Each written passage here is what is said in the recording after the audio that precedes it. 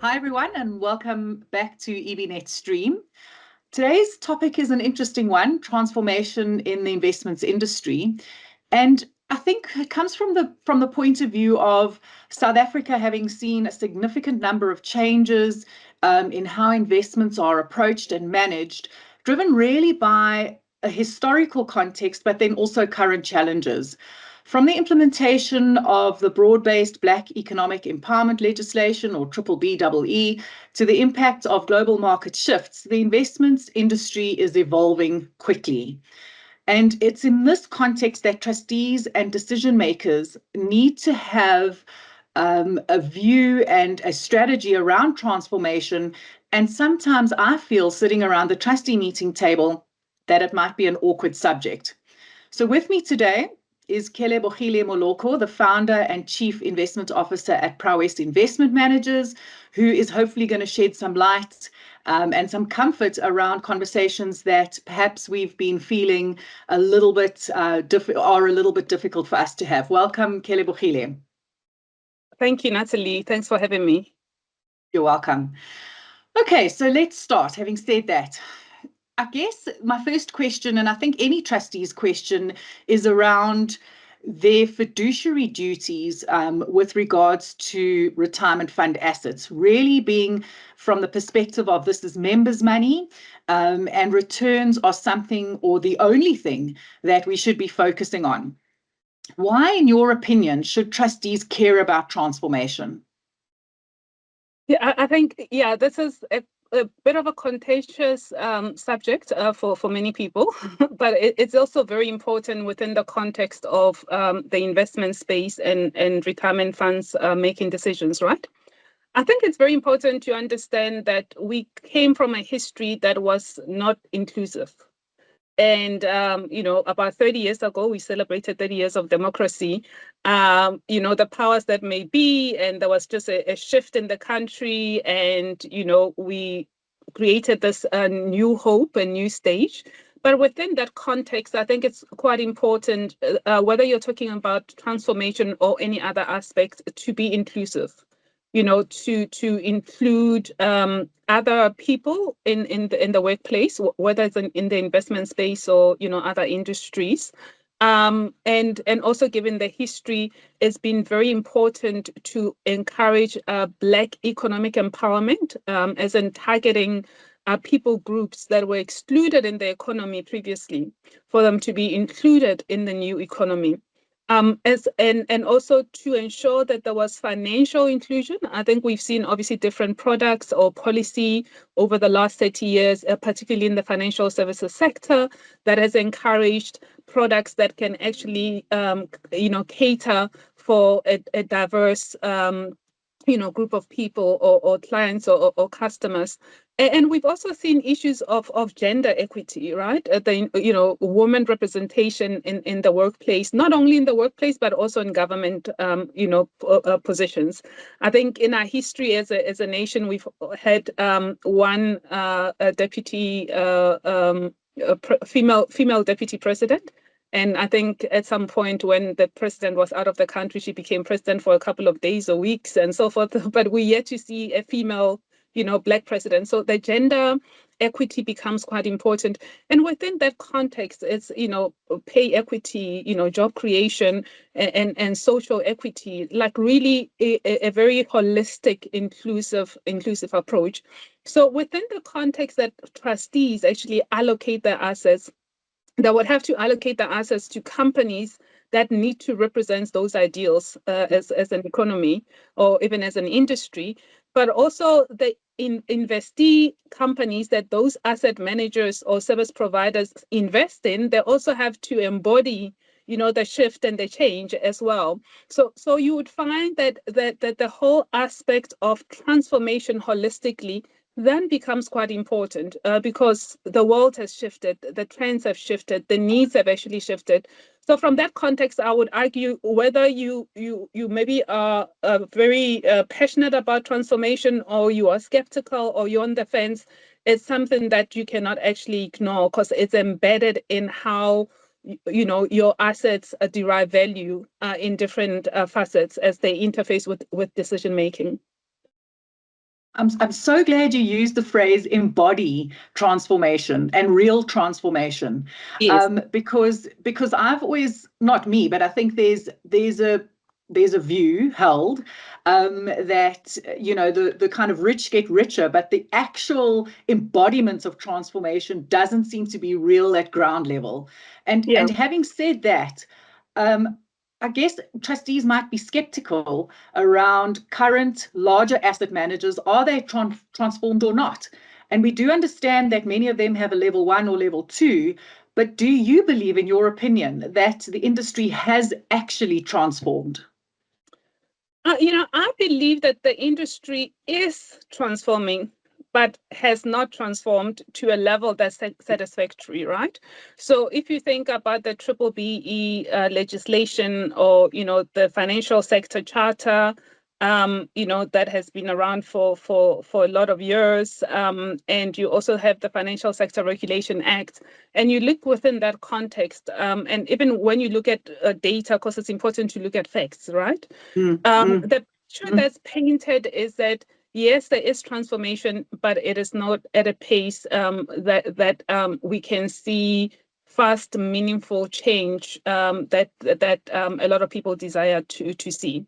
I think if you look at 274 publishes their annual, BE economic survey, where they actually invite participants in the industry, particularly asset managers, that are, have 51%, above 51% ownership. So there's certain criteria in terms of BE criteria, but the main one being the 51% Black ownership, to participate in this survey. So when you look at those numbers, I think it was 2023, around 12% of the assets that are managed by the industry were managed by what you would classify as Black asset managers, based on the 51% ownership, Black ownership and above.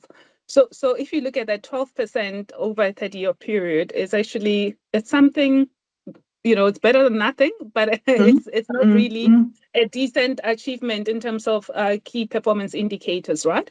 And then if you drill down a little bit deeper in that 12%, then you find that you have what we call organically grown Black asset managers. So that will be a Black asset management business, or a Black business that was started by Black people and is managed by Black people, and key decision makers are Black people. Because then when you talk about real transformation, that's what we driving for, right?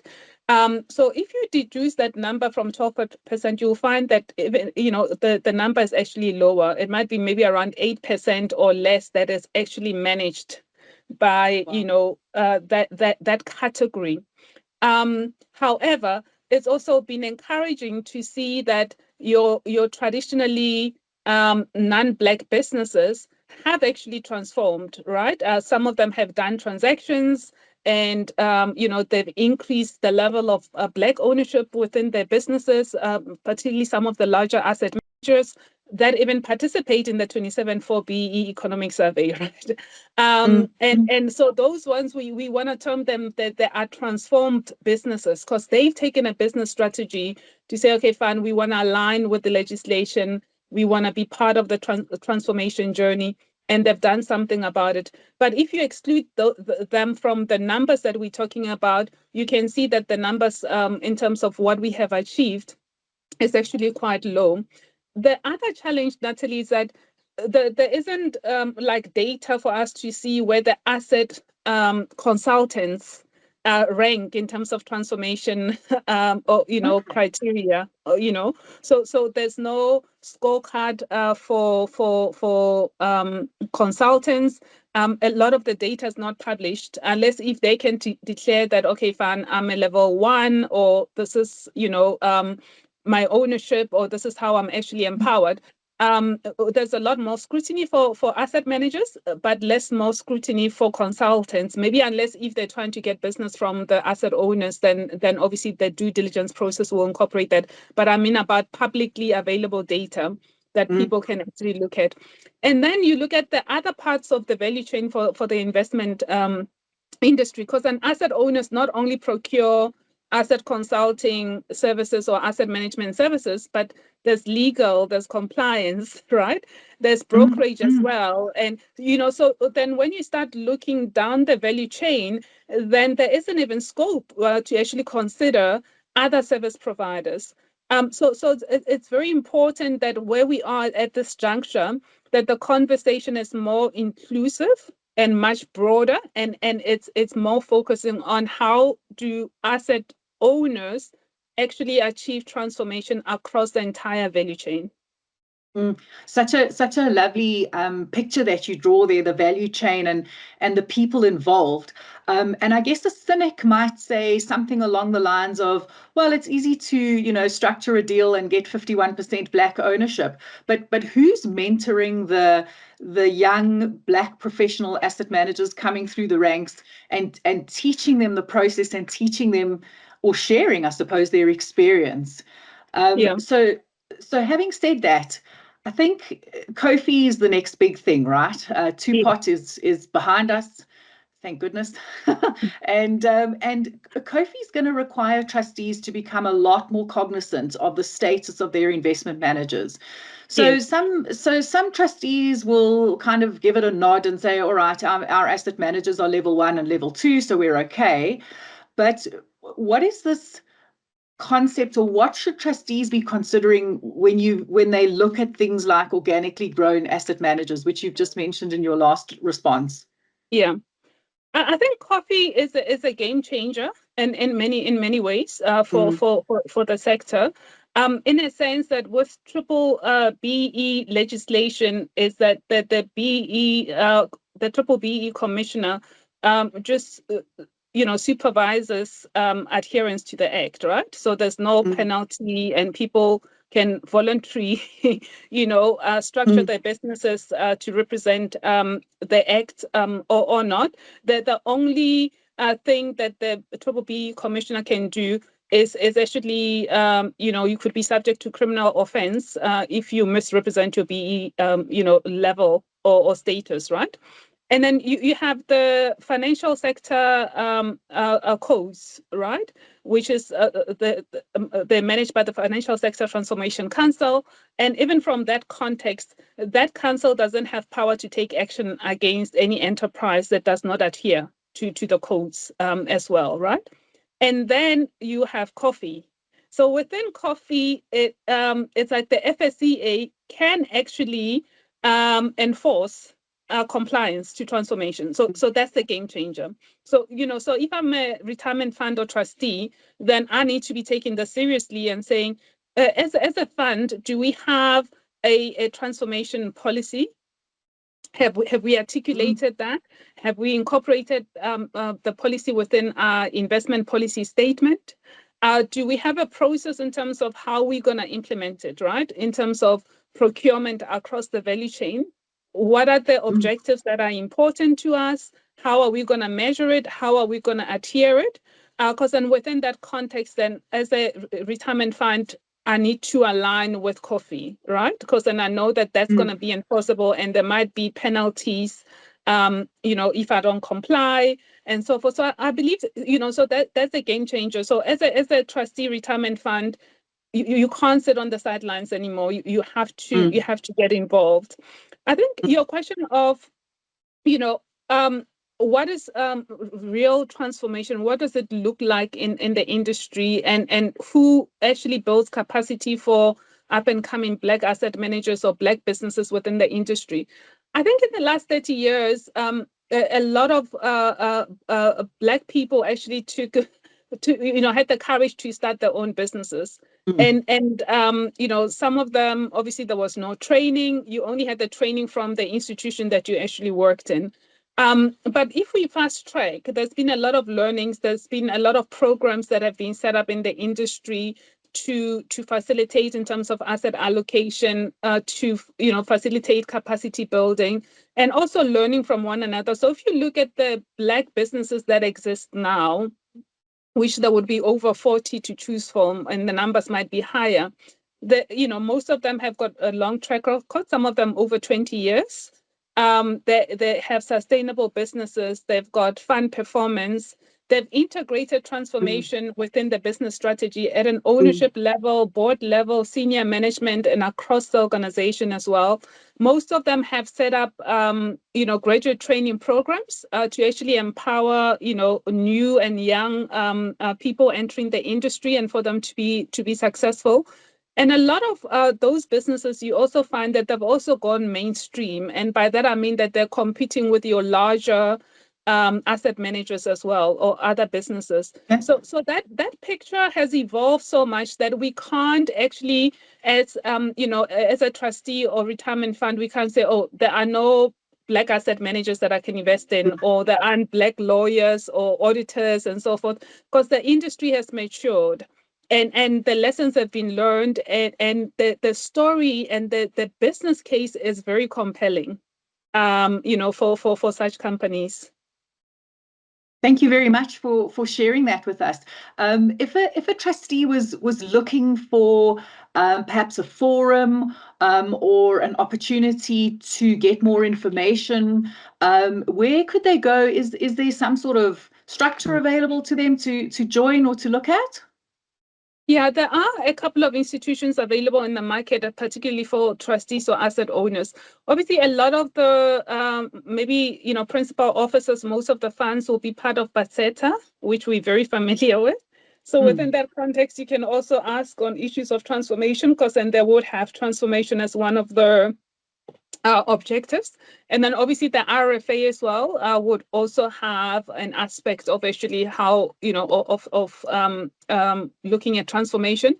About 3 or 4 years ago, a group of asset owners actually launched a new movement called Transformation Action Forum.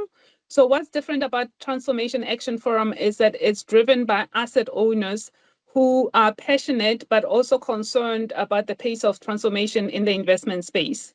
So they have taken it upon themselves to say that we need a united voice. We need to collaborate across different institutions and the value chain, and everybody who's involved in the industry. And we really need to have one voice about transformation, but also have objectives that are clear, that we can implement and we can measure over a short period of time. So Transformation Action Forum is available. So as an opportunity, if the focus is solely that you want to be part of this transformation movement. So we call it TAF abbreviated, and TAF is not apologetic about about the need to transform or how to transform, and they also are able to have conversations about various difficult issues in the industry, but more concerned about member interests, which is very, very interesting and also quite powerful. For example, one of the objectives is to see about 50% of procurement going to Black businesses within the value chain, within a very short period of time. So those are the three. And then obviously, so you've got APSIP, right?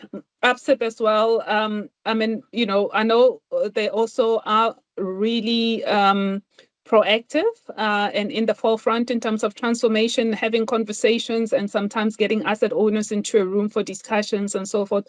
So those are the ones that I can table. But if you really want something focused purely from an asset owner interest perspective, then Transformation Action Forum will be the platform that you can engage with. Thank you, Kelebogile, once again for taking my questions and for spending some time with EBNet Stream. Your views and your opinions are always appreciated, and I'm sure a lot of trustees will get value from your comments today. Thank you. No, thank you so much for having me, Natalie. I appreciate